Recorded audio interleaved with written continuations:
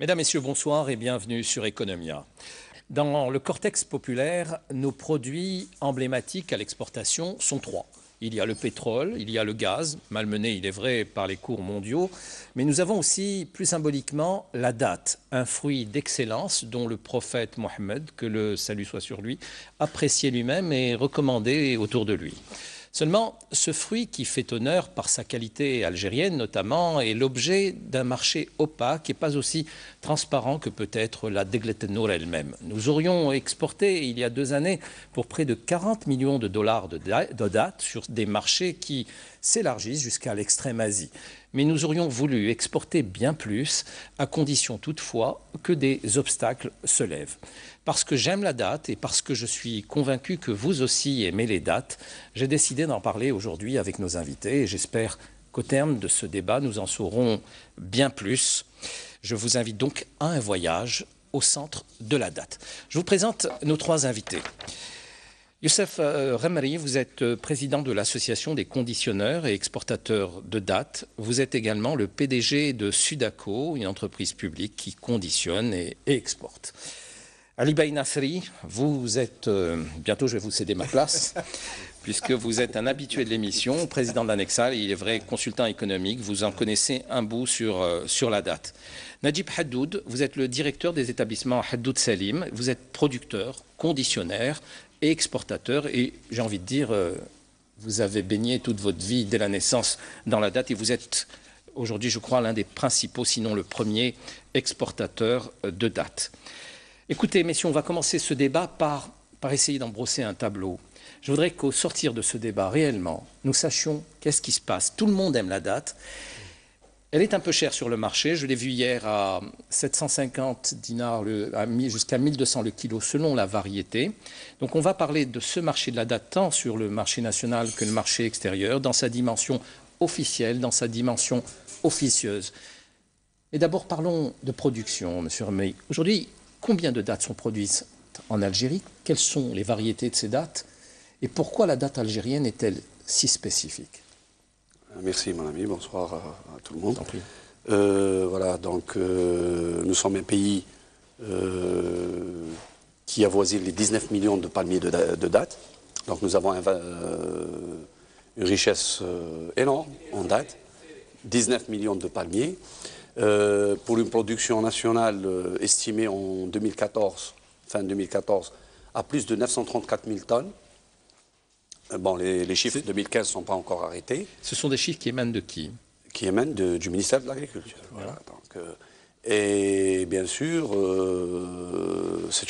ça va s'accroître en plus, hein, parce que vous savez qu'il y a eu des plantations, il y a toujours des plantations qui viennent rentrer en Alors, quelles sont les production. perspectives? On vise combien de... On vise en 2019, en principe, les 1 200 000 tonnes... supplémentaires?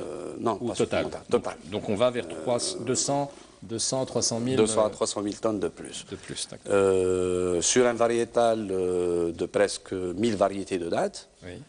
Entre dattes molles Deglettenor, entre dattes molles fraîches autres que Deglettenor, et de la date sèche. Donc voilà le variétal. Quelle est la répartition entre le sec et le plus de 50%, c'est la Deglettenor. C'est la variété Deglettenor, mais ce n'est pas la Deglettenor que les Algériens connaissent. Parce que tous les Algériens, quand on leur parle de la Deglettenor, ils visent directement la Deglettenor produite dans la région des Ibans, et notamment à Tolga. Alors que le variétal Deglettenor s'étend sur tout le territoire phénicicole algérien, le sud-est, allant de Biskra, des Ibans, jusqu'à le Goléa, Mnia, voilà. Donc passant par Ghardaïa, Loued, Ouergla et tout autre. D'accord. Alors, ces chiffres correspondent aux vôtres? Oui, absolument, ça tourne autour de 900 000 tonnes de production. Ça fait 3 ans, ils étaient à peu près à 780 000, donc ça augmente de plus en plus. Donc ça tourne autour de ça. Ça tourne autour de 900 000. Combien sur la consommation nationale et combien sur la production extérieure, l'exportation? Donc l'exportation tourne autour de 25 000 tonnes, une moyenne. Donc en 2013 c'était à 20 000, maintenant c'est... c'est dérisoire. Enfin, ça représente globalement donc 3%. Il faut dire que le million de tonnes dont on parle mon ami Gamri, la production mondiale est de l'ordre de 7 500 000 tonnes. D'accord. Quels sont les pays qui sont leaders en la matière? Les leaders, donc, il y a l'Arabie Saoudite, donc, c'était Amri, il y a aussi donc l'Iran, il y a aussi donc l'Égypte qui se situe donc en seconde position. C'est des les pays qui États-Unis, dépassent non Les Émirats. les Émirats, donc c'est des pays qui dépassent pratiquement donc le million de tonnes. Les États-Unis ne aussi. sont pas comptés dans ces chiffres aussi? Hein? Ils n'apparaissent pas dans les tableaux? Ils n'ont pas beaucoup de... Ah bon, en Californie, d'accord. En Californie, mais il n'y a pas beaucoup. Je voulais vous demander, les chiffres que vous m'avez annoncés, là, 934 000 tonnes, il y a deux années, Ouais. hein, est-ce que on prend en compte les parties qui sont non déclarées et qui partent sur des marchés extérieurs par des voies non officielles? Bien sûr. Bien D'accord. sûr. Et, Même celles qui font l'objet de troc sur le sud du pays. Voilà, donc nous avons un immense pays. L'Algérie est trop grande. Hein, nous avons des frontières un peu partout. Ne dites pas qu'elle est trop grande, dites qu'elle est grande, mais pas trop grande. Trop grande. Non, je parle par rapport à ces frontières qui sont immenses et sont grandes. Donc, c'est vrai, il y a de la fuite, il y a beaucoup de fuites. Ça dépasse les 26 000 tonnes dont mon ami vient de parler, qui sortent de nos frontières. Et surtout dans sous la couverture du troc. Parce que le troc est un... 26 000 tonnes, mais c'est rien par rapport à...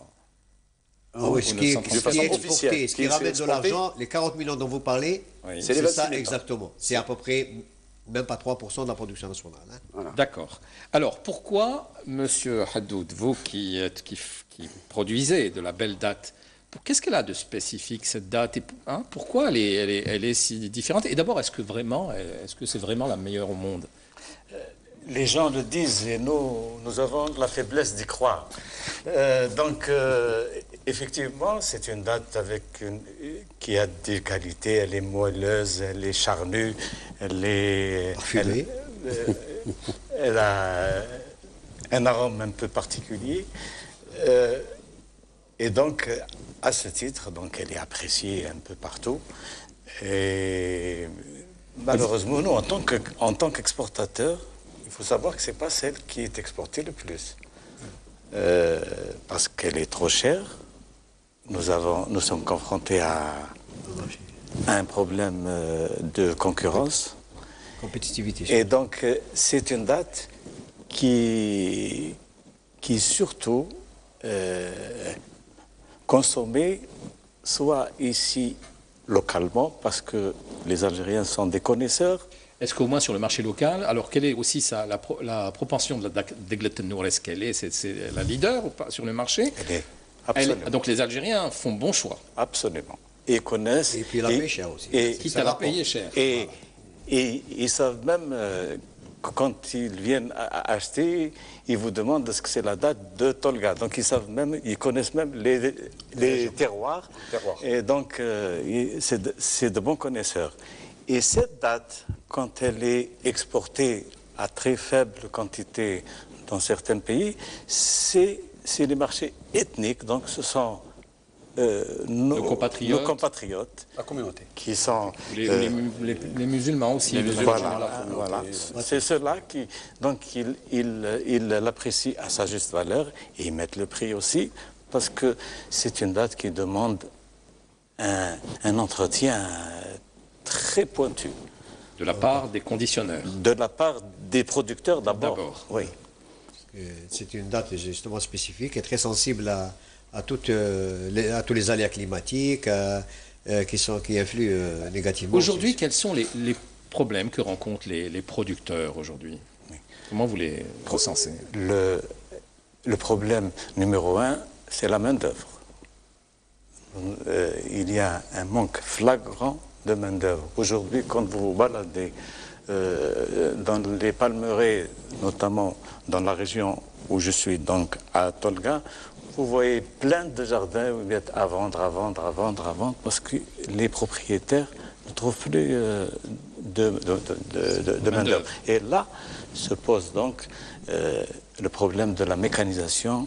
C'est un problème qui doit être pris à bras-le-corps par aussi bien les producteurs et par tout ce qui peut aider, notamment la recherche et tout ça, pour essayer d'aller rapidement vers la mécanisation, parce que la phéniciculture, moi j'estime qu'elle est en danger maintenant, parce qu'on ne trouve pas les grimpeurs, on ne trouve pas... ça c'est un problème. Deuxième problème, c'est la raréfication de l'eau. La raréfication de l'eau, avant, dans la région, on allait à 20-30 mètres de profondeur pour trouver de l'eau. Actuellement, on va à 300 mètres jusqu'à 500 mètres pour trouver de l'eau. Elle est très chère. Et c'est ce qui fait la cherté de ce produit. Encore une fois, ce n'est pas cette date qui est exportée. Monsieur Hadoud, je disais que vous avez baigné dans la date très jeune. Vous savez grimper aux arbres? Non, malheureusement, non. Enfin, théoriquement, jeune, au moins théoriquement, si, je peux monter à 3 ou 4 mètres, mais pas plus. Monsieur Ramadi, alors, pardon, monsieur, je laisse parler d'abord ceux qui sont sur le terrain avant de vous faire parler. Alors, vous aussi, vous avez des difficultés. Vous n'êtes pas producteur, mais vous connaissez les problèmes de la région puisque vous y êtes. Alors, quels sont les problèmes aujourd'hui? Donc, l'emploi est un gros problème. L'emploi ne touche pas uniquement l'agriculture, il touche aussi le conditionneur. Parce que même nous avons des usines. Et vous savez que la date, comme l'a dit mon ami Najib, a besoin toujours de main-d'œuvre parce que la mise en boîte, le nettoyage, le brossage de la date, tout le rangement dans les raviers et tout, demande de la main-d'œuvre et surtout de la main-d'œuvre féminine. Parce que c'est un métier féminine? un peu. Dans les usines féminines, parce qu'elles ont le doigtier. Qui fait les gâteaux à la maison, c'est les femmes, généralement. Bon. Mais qui sont les meilleurs cuisiniers? Les meilleurs cuisiniers, bon, les meilleurs cuisiniers, c'est les hommes. discutable. Mais c'est pour ça qu'on a des responsables de production hommes. Mais la main-d'œuvre, c'est les femmes. Donc, Bon, c'est un discours un peu qui est à relativiser. donc voilà. Donc, on a besoin de main-d'œuvre. Par exemple, je vous donne l'exemple de l'usine que je gère, la Sudaco. J'ai 250 postes, mais malheureusement, je n'arrive pas à dépasser les 60 à 70 postes de main-d'œuvre. Mais en parlant des problèmes, nous sommes liés. Vous savez que nous sommes une filière. La date, c'est une filière. C'est une grande filière. Oui. Heureusement, dans cette filière, où il y a plusieurs maillons qui s'attachent l'un à l'autre, c'est une chaîne, vous n'avez que deux entités qui sont quantifiables, contrôlables. C'est l'agriculteur, le conditionneur, exportateur ou commerçant. Voilà. Mais il y a d'autres maillons qui sont invisibles dans la filière. Si on parle des collecteurs, si on parle des distributeurs qui viennent par leur camion acheter, ramener, vendre, et vous savez que ces gens-là transportent nos dates de Tolga par exemple, ou de Mghayer ou de Djama, jusqu'à Mrnia, un produit nu qui n'est pas identifiable, dans des bacs nus comme ça, dans des camions, ils partent. Et ça, C'est pas bon. Ça, c'est de l'informel, carrément, c'est de l'informel. C'est des gens qui ne sont pas quantifiables, c'est des gens qu'on ne connaît pas. Si, nous, les professionnels, on les connaît, on les voit. Oui. Mais du point de vue réglementaire, du point de vue, ils existent. Ils ont leur impact sur la chaîne, sur la traçabilité du produit, mais officiellement, ils ne sont pas vérifiables, ils ne sont pas contrôlables. Il n'y a que nous, les conditionneurs et les agriculteurs, qui sont contrôlables dans cette filière. Voilà. Alors, c'est un réel problème. Bon, souvent, j'entends dire les producteurs, les conditionneurs, vous avez donc un gros problème sur le recrutement.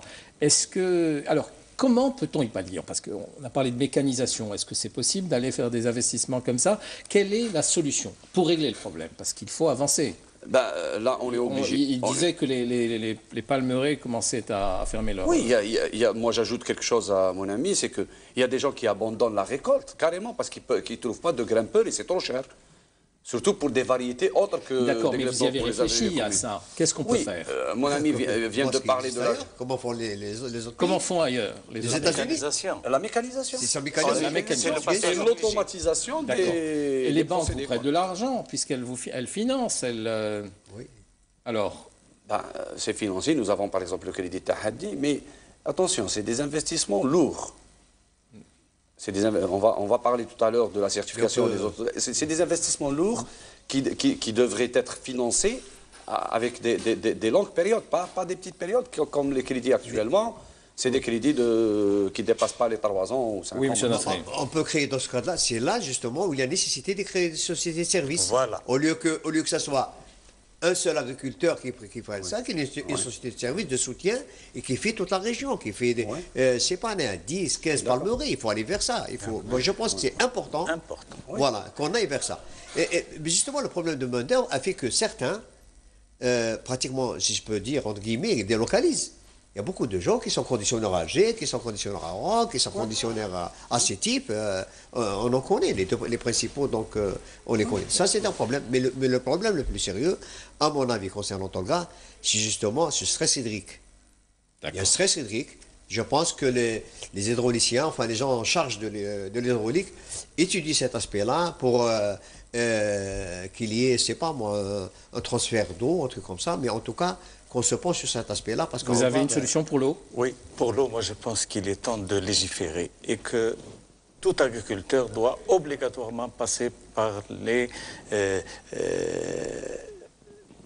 par le goutte à goutte ou bien les autres techniques d'irrigation qui économisatrices d'eau. Donc c'est aussi de la mécanisation là? Oui, obligatoirement, parce que là, on est en train de gaspiller beaucoup d'eau et donc il est temps maintenant que l'on réfléchisse, même légiférer, pour obliger tout agriculteur qui veut faire de la phonésiculture d'aller vers ces procédés d'irrigation économique. Monsieur Haddoud, oui. Je voudrais ajuster justement concernant l'eau. N'est-il pas temps maintenant de voir l'approche de l'eau autre qu'elle est actuellement en Algérie, c'est-à-dire un ministère de la ressource en eau? Moi, je pense que l'agriculture doit se réapproprier cet aspect-là, parce que l'eau agricole est la plus importante.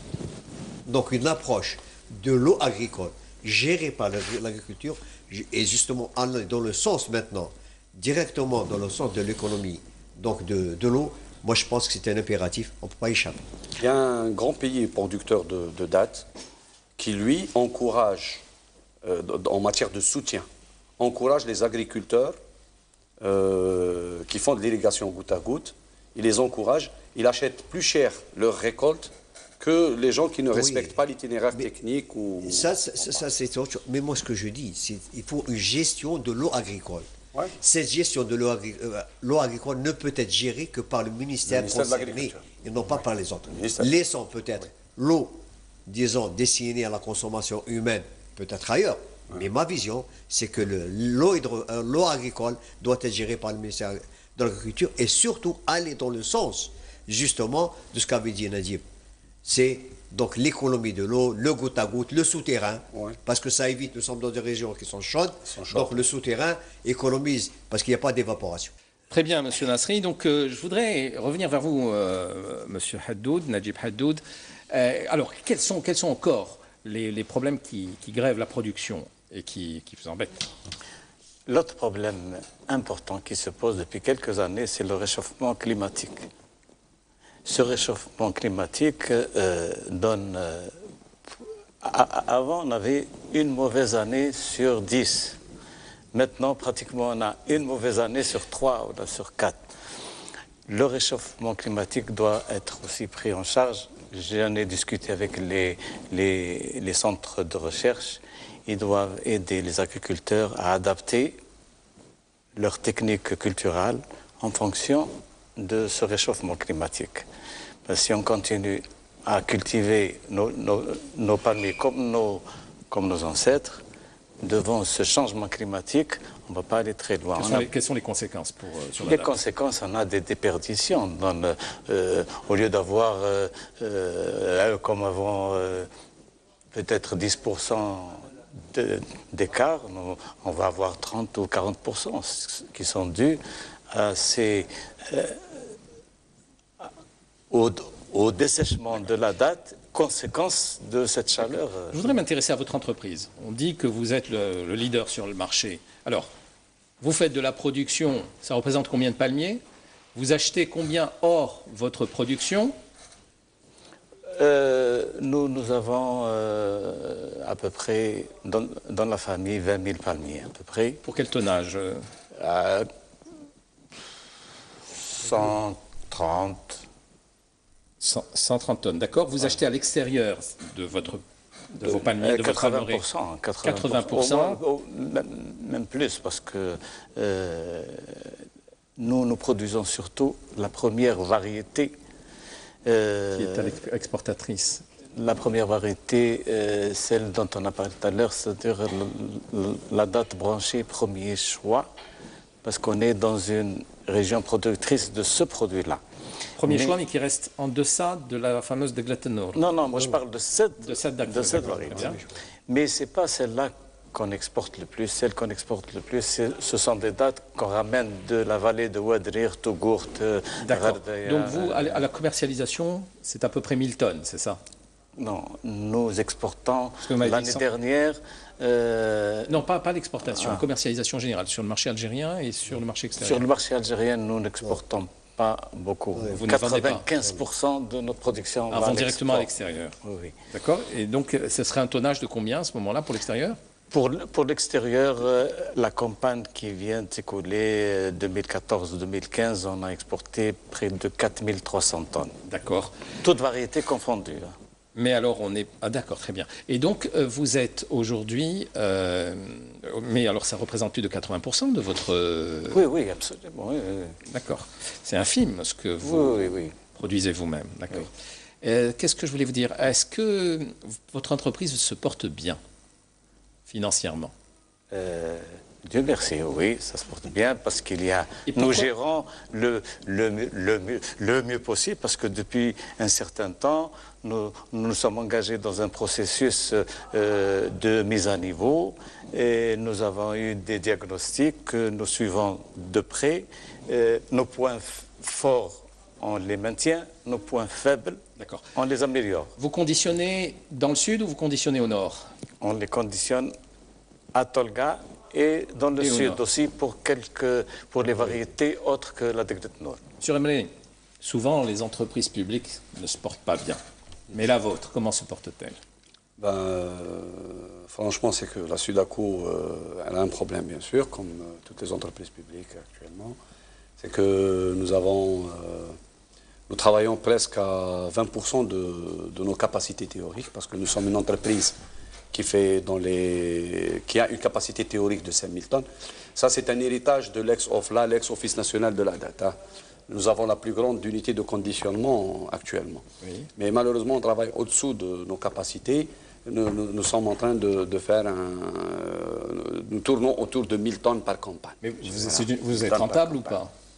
Oui, nous sommes rentables, mais je dis qu'on est au-dessous de nos capacités. C'est malheureux parce que nous avons une grande unité. Je voudrais vous interroger, vous deux, sur les propriétés sanitaires, enfin les propriétés en matière de santé pour la date. Est-ce que c'est la date et elle cause du mal ou elle fait plus de bien qu'elle ne cause de mal à la santé humaine? Je pense qu'elle fait du bien parce que c'est mon objectif. Mon objectif, c'est de vendre. Mais... Donc, non, sincèrement, la date. Elle contient beaucoup d'oligo-éléments, elle contient beaucoup de vitamines, les fibres. Donc, il y a tout pour donner à notre santé ce qu'il lui faut pour que la personne se développe bien. D'accord, vous partagez? Oui, bien sûr, sauf que moi, je rajoute quelque chose. C'est que, bon, vous savez bien, vous l'avez dit au début de l'émission, que c'est un fruit d'Allah, c'est un fruit très apprécié de notre prophète Mohammed sallallahu alayhi wa sallam. Et en plus, c'est spirituel. Mais malheureusement, la façon de faire, c'est ça la différence. Là, je comprends votre question. La façon de faire, parfois, fait que les gens, si on parle du fardage, par exemple, que les gens un petit peu mélangent le produit, ils mettent n'importe quoi dans les boîtes, ils ne travaillent pas dans des endroits appropriés, et c'est ça le mal. Mais la date, en tant que fruit, il n'y a pas mieux. Très bien. Vous savez qu'elle dépasse même le miel dans sa catégorie. Elle a tendance à s'artificialiser, cette date. Et elle pourrait devenir un peu... Oui, actuellement, il y a beaucoup de... Un peu chimique par trop... Disons pas. Mais en tout cas, moi, je voudrais signaler seulement que... Rester sur ce point. Hein. Oui, nos ancêtres. Oui. Parce que dans la date, il y a aussi une date, la date sèche, qu'on faisait à l'époque Rouina. Donc, et cette Rouina, donc c'est une composition de dates séchées, donc moulues, hein, et à laquelle on ajoutait un peu de blé. D'accord. Et voyager et voyager des mois et des mois avec ce seul aliment. Pour vous dire que c'est une source de protéines, de glucides, de lipides, enfin absolument. Et concernant vous avez parlé d'artifice. En tout cas, il y a il y a un traitement de l'arbre, c'est certain. Il y a un traitement. Maintenant, ce traitement-là, il est fait avec quoi? Nous avons un problème de traçabilité. Et l'un des problèmes, justement, de l'exportation, c'est la traçabilité des produits.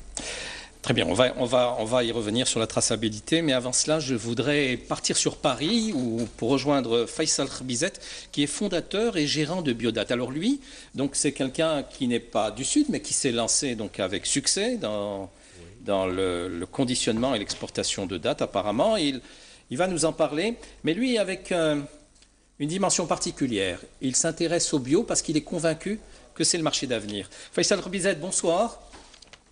Bonsoir à vous, bonsoir à vos invités, mes aînés, puis bonsoir à vos téléspectateurs. Il ne fait pas trop froid à Paris? Là, on vous voit avec une belle photo, avec un palmier derrière vous, mais je ne sais pas quel est le temps qu'il fait à Paris. Effectivement, le soleil d'Algérie manque ailleurs. Très bien. Mais justement, le froid de Paris ou d'Europe peut être compensé par une bonne dégustation de dattes. Alors, est-ce que c'est le cas? On déguste de plus en plus en Europe de dattes? La tendance mondiale de la consommation de dattes, elle est croissante. Si on vérifie les chiffres des dernières années, c'est un produit qui contient beaucoup de sucre, beaucoup de minéraux et de vitamines, et qui est utilisé maintenant de plus en plus dans l'industrie agroalimentaire en tant que composant alimentaire, en substitution du sucre ou d'autres substances. Faisal Khbizet, pourquoi vous êtes investi dans le bio en particulier? D'abord, pour ma part, moi je pensais que la datte elle était complètement bio en Algérie, surtout dans le sud. Bon, apparemment les choses ont changé depuis longtemps, mais alors pourquoi le bio? Parce que c'est une demande spécifique maintenant dans les marchés étrangers, extérieurs? Alors pour être très sincère avec vous, il y a deux aspects par rapport à cette question-là. Le bio, c'est une conviction personnelle écologique que le respect de la terre est essentiel pour nous, pour transmettre aux générations futures une terre aussi propre que celle qu'on a héritée. C'est une démarche volontaire pour produire et s'alimenter d'une certaine façon qui est un petit peu éloignée des produits chimiques que nous remarquons.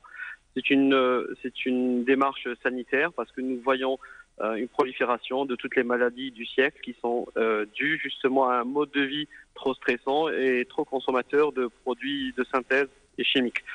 Mais aussi, c'est une démarche économique. Le marché du bio est un marché croissant, est un marché de niche, et c'est un levier de croissance économique sur tous les marchés internationaux. Malheureusement, en Algérie, tout ce qui est produits avec des labels qualité, que ce soit l'agriculture biologique, les labels qualité, les produits certifiés appartenant à une certaine région ne sont pas encore développés. Donc c'est pour ça que nous sommes partis sur l'exportation, justement pour faire valoriser un savoir-faire ancestral. Faire du bio dans la datte, c'était pas quelque chose de difficile parce que de façon native, les producteurs ont du bon sens dans la gestion de leur palmeraie. Ils utilisent très peu de produits chimiques, voire pas du tout. Ils utilisent de la biodiversité dans leur palmeraie. Mais ils savent plus monter aux arbres. Alors, bien sûr, le siècle, le temps a changé. On est plus maintenant sur une démarche de gains rapides. On est sur une démarche industrielle de l'exploitation agricole. Donc, beaucoup d'agriculteurs passent à l'utilisation d'engrais chimiques, de pesticides, de fongicides et de tas d'autres produits pour stabiliser l'infestation ou autre. Aujourd'hui, sur les marchés où vous êtes, en Europe notamment, c'est plus le bio qui est demandé ou c'est égal? Alors, ou c'est moins? Biodat Algérie est une société qui a maintenant près de 14 ans d'existence. On est 40 producteurs qui produisent sur la région de Biskra, El Oued et Ouadgla. On fait aujourd'hui 700 hectares de production avec une production annuelle estimée à 2200 tonnes.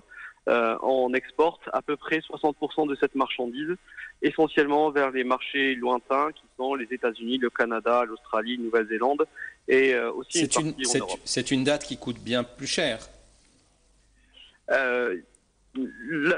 L'agriculture biologique fait en sorte que l'agriculteur, en utilisant moins d'engrais, moins de produits chimiques, va produire un petit peu moins en termes de quantité. Donc il y a une compensation tarifaire pour justement encourager les agriculteurs à rester dans ce mode de production qui est un mode de production respectueux de la terre et de l'humain. Faisal Bizet, oui. Je veux aller maintenant rapidement. Bon, vous êtes aussi, donc vous avez pris ce segment. Maintenant, qu'est-ce que vous voyez, qu'est-ce que vous identifiez comme problème encore qui vous mine, qui vous empêche d'aller plus vite, qui vous empêche de croître? Sur le marché algérien, voilà, on va profiter de votre expérience aussi. Je pense qu'il y a un aspect de vulgarisation de tout ce qui est concept de l'agriculture biologique. Ça reste encore un domaine très, très, très flou pour beaucoup d'opérateurs, que ce soit agriculteurs ou intermédiaires. Le cadre légal aujourd'hui ne permet pas justement un développement de l'agriculture biologique en interne sur le marché national. Ce que vous disiez vos invités tout à l'heure, que 80% de la production algérienne est consommée localement, mais aucun levier qualité n'est mis en place. Donc le cadre légal manque beaucoup. Après, on a des soucis dans l'implication des autorités compétentes dans les luttes contre les parasites, mais des luttes biologiques.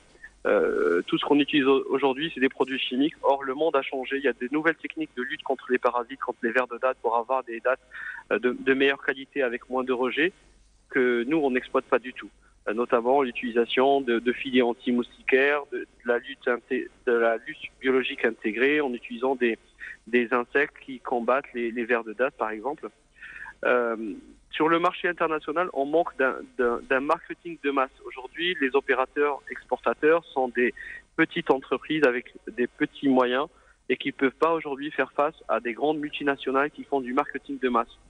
La date d'Algérie reste essentiellement connue dans le sud de l'Europe, où il y a une communauté qui a fait en sorte une histoire qui a fait que la date est connue. Et sur beaucoup de marchés internationaux lointains, notamment aux États-Unis, Canada, l'Amérique latine, l'Asie, Deglet Nour, c'est un produit essentiellement tunisien. La date, c'est essentiellement un fruit qui vient du Moyen-Orient. L'Algérie n'est pas du tout connue pour un producteur de dattes et un producteur de dattes de qualité. Donc on a besoin de grands moyens pour faire de la communication qui va drainer derrière. Qui pourrait faire ce marketing-là? Vous voyez, ce serait un regroupement d'acteurs sur le marché algérien. Ce serait l'État algérien. Qui vous voyez faire ça? C'est une synergie globale.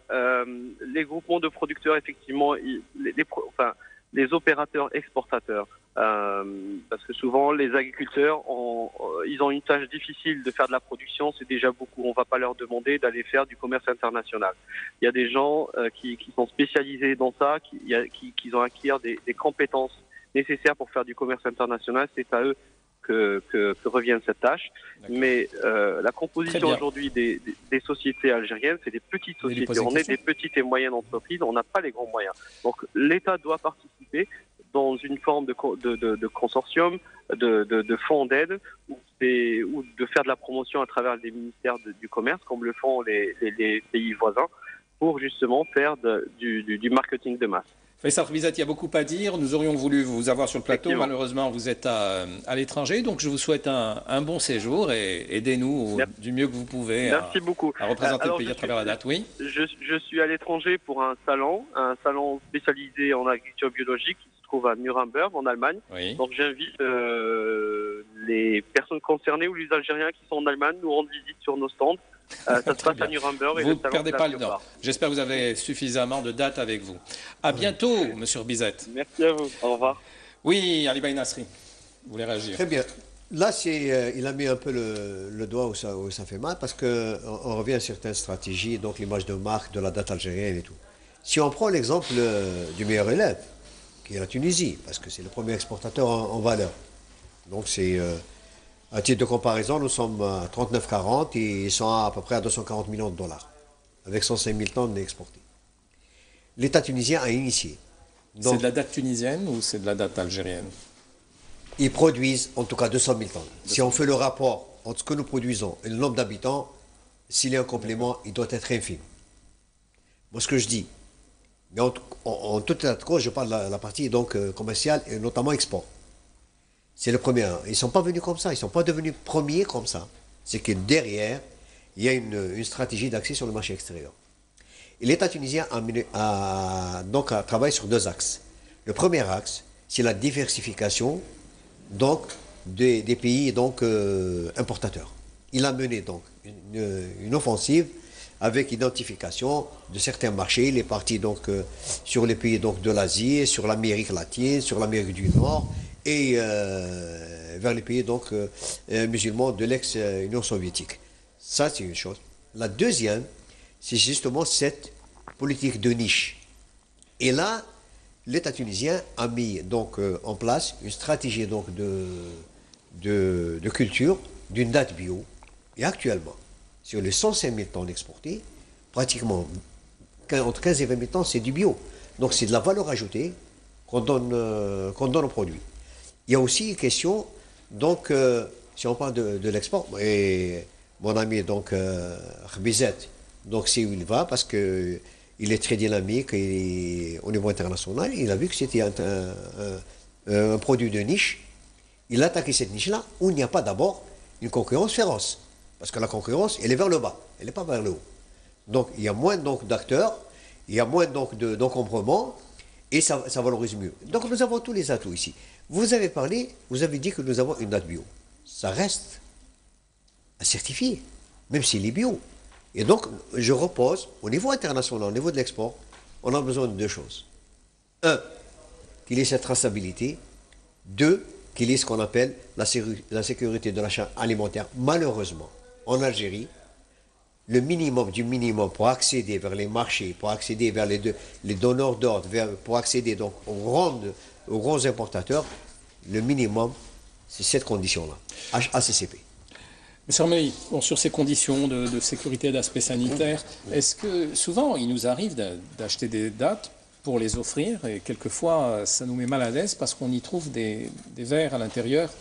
Et ça m'est arrivé à plusieurs reprises et je ne vous cache pas, même au niveau institutionnel, je crois que la presse rapportait qu'à l'étranger, un événement s'était déroulé ainsi. Alors, quel est le problème à ce niveau-là? Parce que souvent, donc, on trouve des verres. Vous trouvez des verres, donc c'est de la date protéinée, c'est bien. Oui, vous pouvez le voir comme ça. Écoutez, la date est un produit agricole.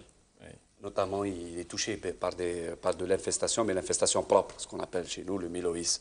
C'est une infestation propre qu'il faudrait, bien sûr, éliminer. Mais on ne peut pas l'éliminer, on ne doit pas la laisser vivante. On doit l'éliminer par la désinsectisation, par la fumigation. Et là, c'est toléré jusqu'à 5% sur 1 kilo, sur le produit.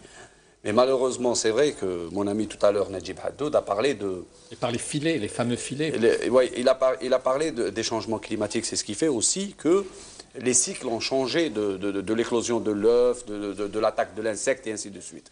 Donc, le fameux filet, oui, c'est un filet protecteur que nos voisins, monsieur tout à l'heure a parlé de nos voisins et de leur culture, parce que ça commence de là, l'exportation. Ah, oui. L'exportation commence dans l'arbre. Ce n'est pas uniquement une histoire de marketing ou de benchmarking ou de je ne sais pas quoi.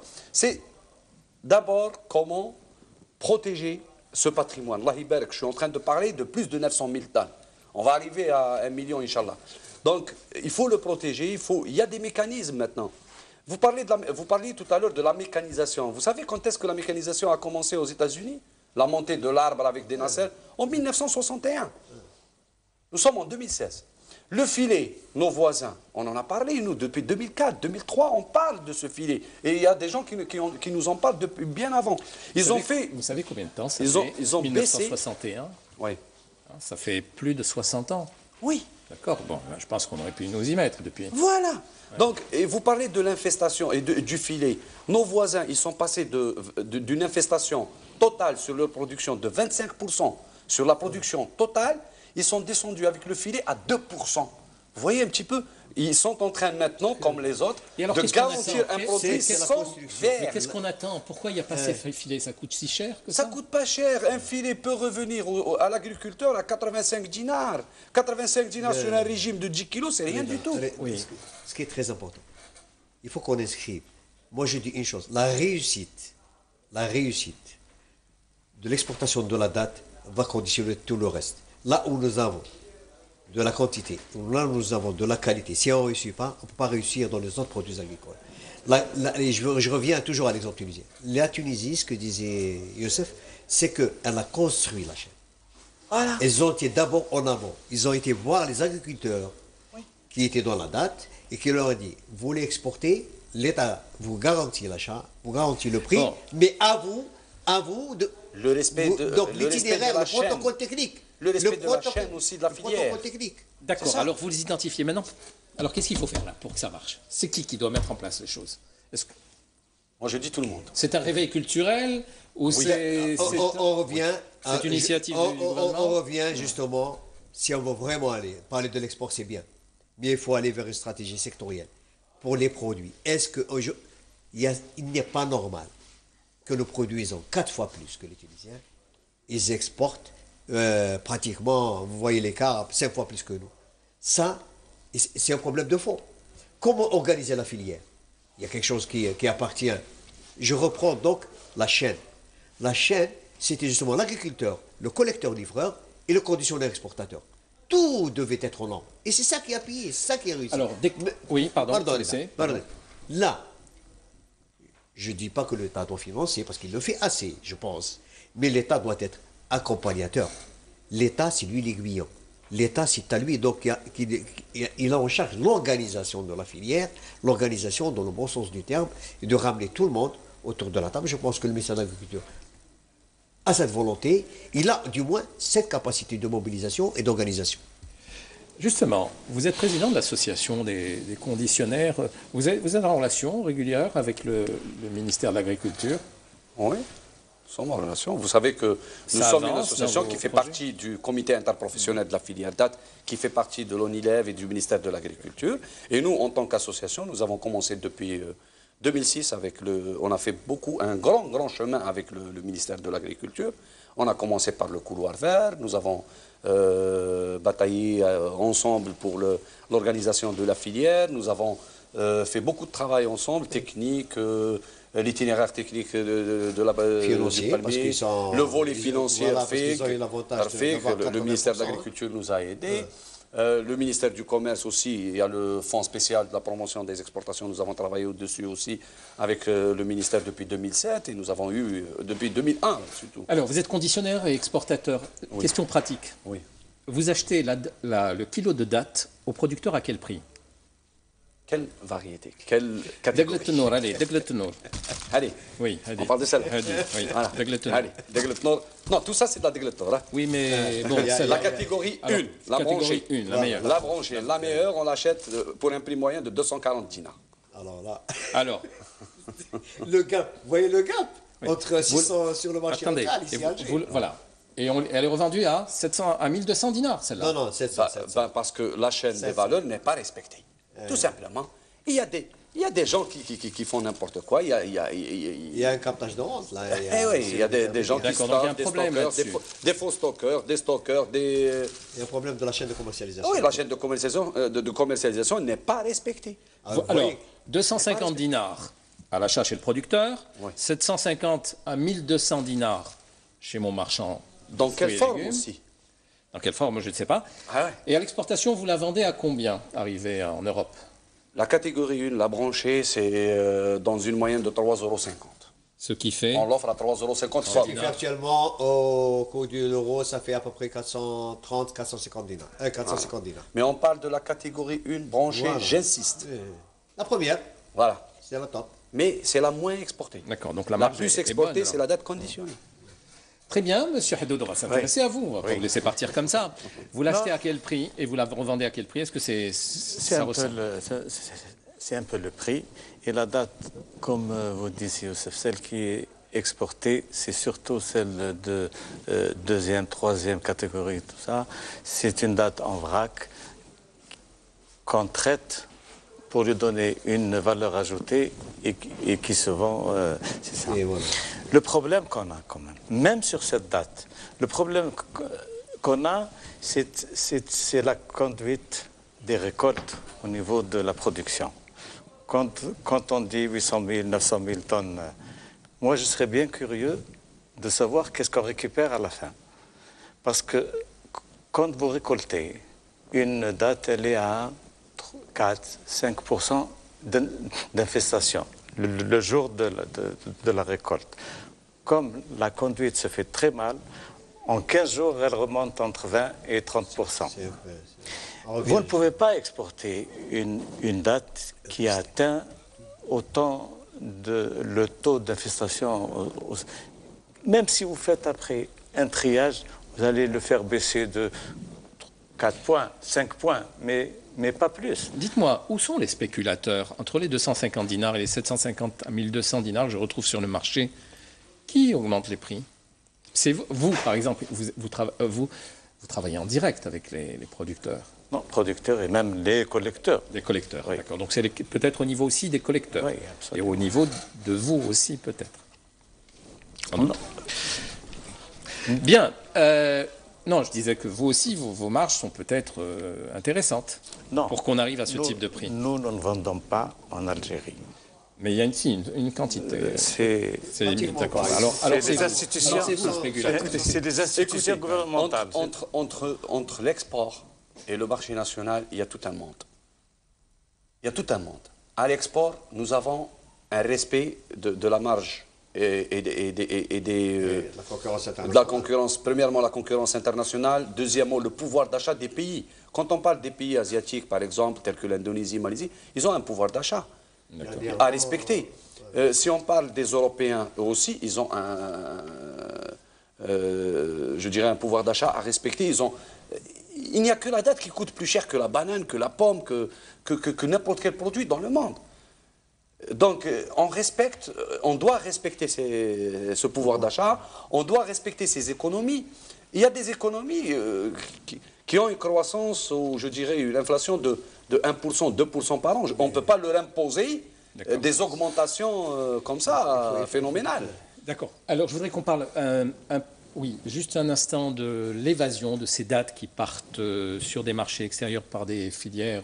Il paraît qu'on trouve la date algérienne au niveau des frontières du Sud. Alors, mais ça reste des chiffres qui ne sont pas très élevés. Ils ne sont pas... le Sud, c'est élevé. Le Sud, c'est élevé.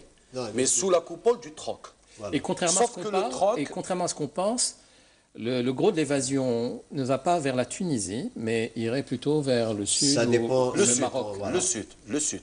Le Maroc, ces 2 dernières années, c'est en baisse très ressentie. Le Sud, pourquoi je parle du troc, moi? Parce que le troc, il a son cadre réglementaire, en principe. Non, mais en principe, il existe. Il existe, il a une réglementation depuis 91, 80, il a changé en 94, 95. Bon. Donc, le troc est sorti de son cadre juridique. Il est sorti de son cadre juridique parce que, normalement, le troc, il se fait contre d'autres produits qu'on ramène de ces pays limitrophes, du subsaharien. D'accord. Mais maintenant, il se fait n'importe comment et on touche à la Degletnor qui était, normalement, qui dans la loi ne doit pas être touchée par ce phénomène de troc. Et c'est ce qui a fait un petit peu grimper les prix de la date 2e, 3e catégorie du Sud. Le problème, le troc, c'est qu'il n'y a pas de flux financier. Il faut savoir qu'il n'y a pas de flux financier. Donc, c'est tout à fait particulier. Qu'est-ce qu'on prend en échange? Qu'est-ce qu'on prend en échange? En échange, généralement, c'est... Alors, nous avons du bétail. D'accord. Nous avons donc les produits exotiques. Donc, il y a le thé, il y a aussi le thé. Les épices peut-être. Voilà, certaines épices. Il y a même quelquefois... Matière grasse. Bien, je ne voudrais pas terminer cette émission sans parler de... Bon, je reviens à l'exportation. Donc, ça a été évoqué par M. Bizette. Le marketing, donc il y a un souci... il faudrait donc développer la communication à l'extérieur sur la date pour faire manger donc les populations extérieures à l'Algérie. Il y a deux... je laisse parler. Après, je vais intervenir. Écoute, en matière de marketing, maintenant on ne parle plus de marketing. Normalement, c'est un peu dépassé. Dans le monde, maintenant, on est en train de parler des 4 S. C'est quoi les 4 S? On est parlé, mon ami tout à l'heure, on a beaucoup parlé concernant les normes HACCP, la certification, et ainsi de suite. Vous savez que nous n'avons pas une usine de date en Algérie certifiée. Premièrement. C'est vraiment ça. Bon, les normes HACCP, bon, ça existe un petit peu chez les unités qui ont fait... il y a 6 unités qui ont fait une formation avec le ministère de l'Industrie. J'arrive. Le premier S, c'est la sécurité. Donc tout le monde cherche sa sécurité en mangeant quelque chose. Il y a la santé. Même si les verts ne vous font pas peur. Voilà. Donc il y a aussi le deuxième S, c'est la santé. Il y a la saveur, il faudrait offrir ce qu'on doit offrir. Si on parle d'une bonne qualité, il faut offrir cette bonne qualité. Et le quatrième S, qui est très important, c'est les services.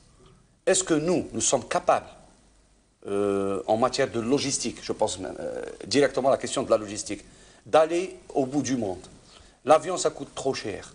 Les navires, il n'y a pas beaucoup de dessertes. Il n'y a pas beaucoup de dessertes. On est figé vers Marseille, directement Marseille. Je reviens toujours à l'exemple qui a réussi la meilleure. Nous avons déjà un combat. Oui. Le combat, c'est d'abord de dire, cette date, on ne connaît que la Tunisie. Là où on y va, on ne connaît que la Tunisie. Donc la Tunisie a construit donc une image internationale de la date qui s'est appropriée. Oui. Maintenant, sur notre dos ou pas, ça c'est notre débat. Mais en tout cas, le thé est devenu marocain, la date est devenue tunisienne. Tunisienne. Ouais. Qu'est-ce qui nous reste? Qu'est-ce qui nous reste? Heureusement que ça du pétrole, hein, parce que sinon...